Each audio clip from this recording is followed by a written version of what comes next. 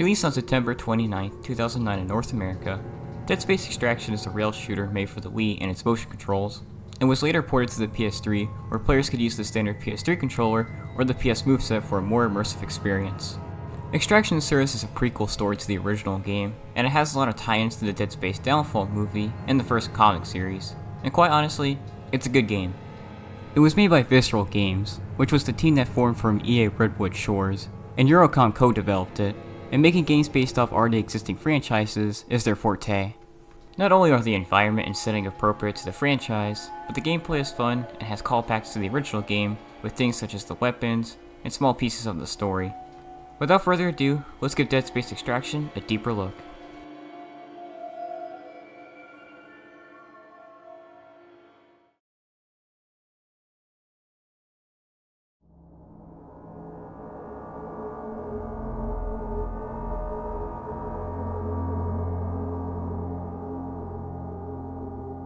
Since Extraction is a rail shooter, players only have control over the character's arms, as the game moves whenever a player clears a section and has to move to a new area.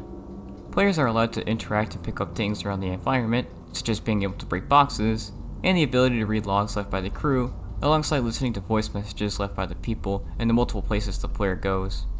There's visual logs too, where they can get a first-hand experience of other crew members getting attacked. Just like the first game, players are given an alt-fire mode where the gun acts slightly different in order to serve a new purpose.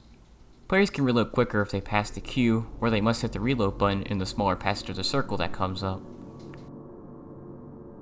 As players go throughout the game, they'll be able to pick up new guns and upgrades for these guns, so keep an eye out for them, as they don't necessarily make their presence known. These upgrades are just increased ammo capacity, but they are quite useful. A player can only hold 4 guns at a time, so they'll have to decide which ones they want to keep along the way. Don't worry, these guns can be picked up again, as they appear multiple times throughout the campaign, so they won't be gone forever. The player will always have the Rivet gun though, which never runs out of ammo, so players can always use something if they can't use their other guns. Of course, players will have to pick up ammo along the way, but they can also pick up health packs and revival kits in case they are to run out of health. There's a melee attack that can be used too, and if the player times it just right, they can prevent an enemy from jumping on them.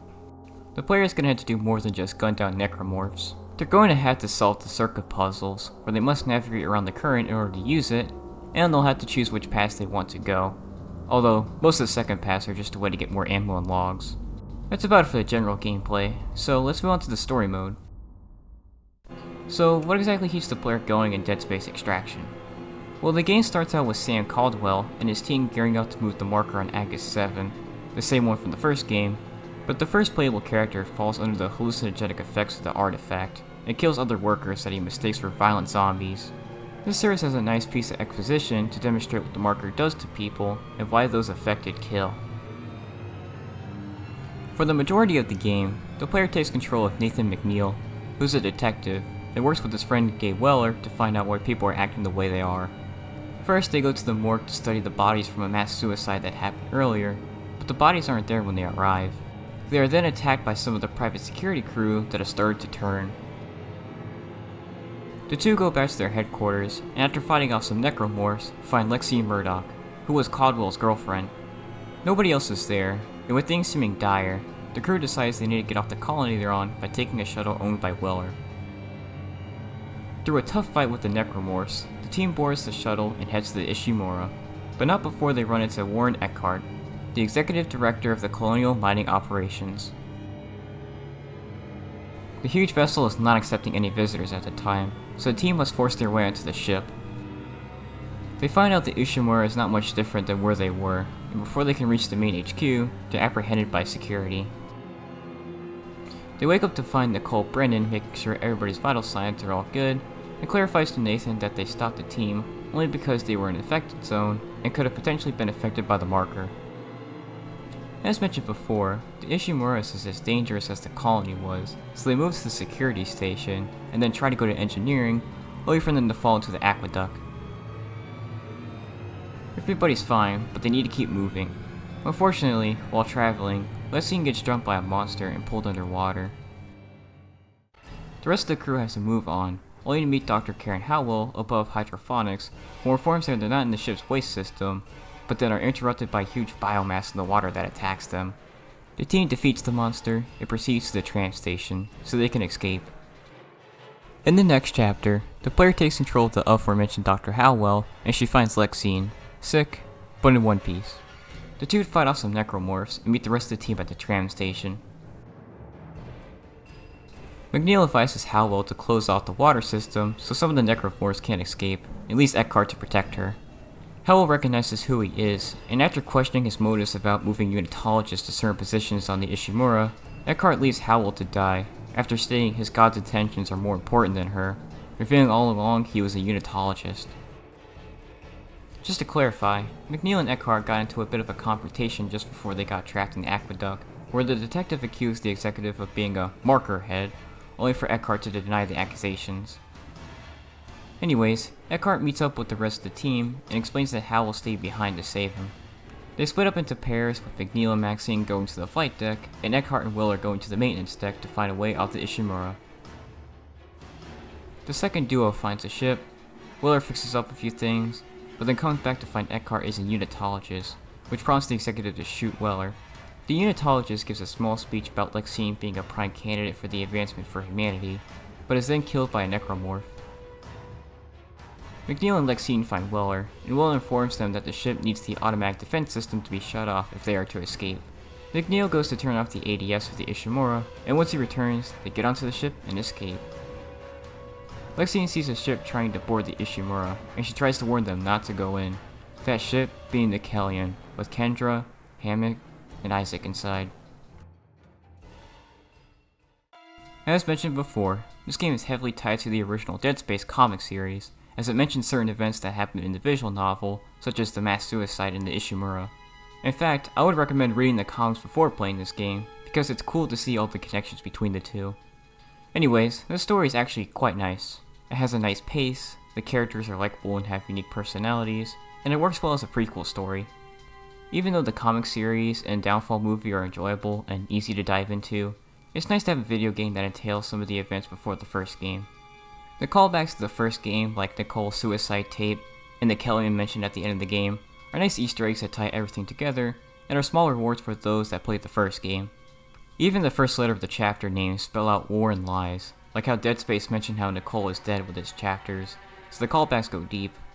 The player also unlocks Impossible Mode after beating the game, and just like the first game, it's only for the truest Dead Space fans. Besides the story mode, there's the challenge mode. The challenge mode is classic rail shooter fun. Move around a set environment based on the story mode levels, and destroy everything in sight in order to get the highest score. Players are allowed to choose one gun to use on their run, and the upgrades they got in the story mode are present in this mode. Players get points by dismembering enemies, killing them, and also getting a perfect reload on their guns. Speaking of guns, after a few rounds, the player is allowed to obtain another gun to use, but it's randomly chosen, so the player has to be well versed in the game's guns in order to get the best scores. Overall, Extraction's gameplay is actually quite fun and engaging.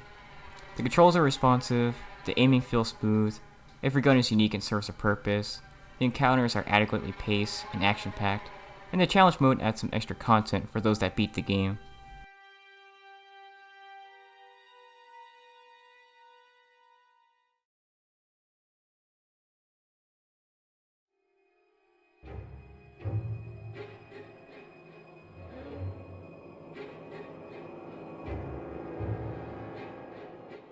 The graphics aren't as good as the first Dead Space game, due to originally being made for the Wii, but the overall art style is close to the 2008 game.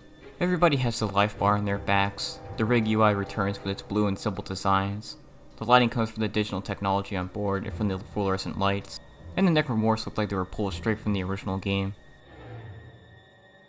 The Ishimura is the same old ship from the first game, with its many different locations and posters across the vessel. There are some new and different things though, like the designs for the humans that haven't exactly turned into necromorphs yet, and the player gets a glimpse at how things were before the marker spread its influence. Speaking of which, the characters in the story mode sometimes hallucinate. They will see necromorphs that aren't there, and they'll also see the random letters of the marker's alphabet. It's also a good way to creep out the player and immerse them in the tense situation. Anyways, the characters' animations are quite good, especially for a game made for the Wii. They're not the most dynamic movements, but they're appropriate for how the character feels in their current moment, and no one feels static or lifeless whenever they talk. Now, onto the menus. The menus in this game are overlaid on a moving image of a dark planet to give off that feel of deep space. The menu pieces are reminiscent of the Rig HUD, and there's a lot of imagery of the Ishimura present. If the player chooses the story mode, they're shown which chapter they had to complete next, or a list of chapters if they already beaten the game. The menu will then display the weapons they have on them currently, what these weapons do, and how many upgrades they have for them. Overall, the menus are quite useful, very informative about the player's current equipment, and fit with the aesthetic of Dead Space. And that's about it for the visuals.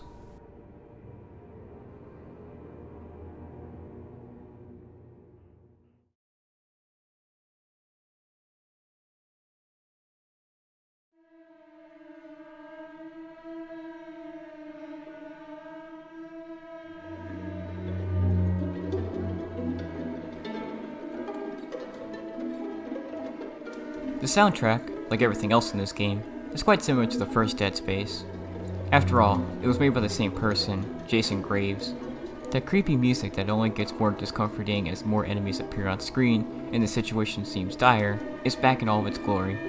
This is backed up by the song files, as most of them end with a stage name and a number ranging from 1 to 4, with 1 being the most ambient and relaxed, and 4 being the most tensual and nerve-wracking. It builds up so the music/ambience feels appropriate to the amount of action happening on screen. The voice acting in this game is good. The voices fit the appearance of the characters, and the actors know the appropriate tone to use in the moment. To fit in with the theme of Dead Space, the voices of the characters are quite varied with their many different accents and ways of speaking. While still on the voice acting, there's a section where the player is crawling through some vents in the story mode, and they hear Twinkle Twinkle Little Star sung in the same manner as the teaser trailer for the original Dead Space. Lexine?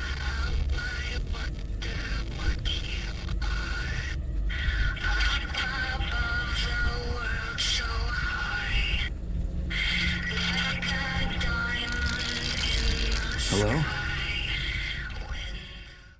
Just thought I'd bring it up because I thought it was neat and added some fear to the scene. As for the sound effects, well, a lot of them were ripped straight from the first game, which I can understand why, as the setting and atmosphere are the same as the first game, so I can't really complain. Now usually I talk about the extras and issues of a game right after I talk about the sound department, but since there is really no extras, I'll just talk about the small issues I have with this game. Most of the zero gravity sections are boring and don't add much to the game.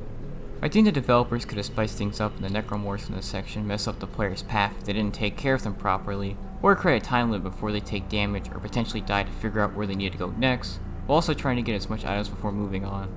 The 9th chapter's zero gravity section is actually good. Its tense situation and necromorph pacing are just fine, and it's all wrapped up with the Hive Mind boss fight.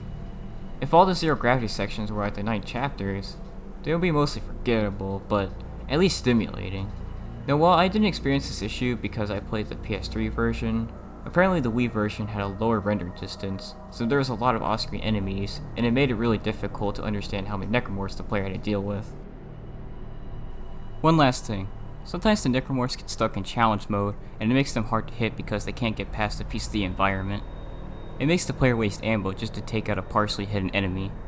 Other than that, that's about all the issues I have for this game.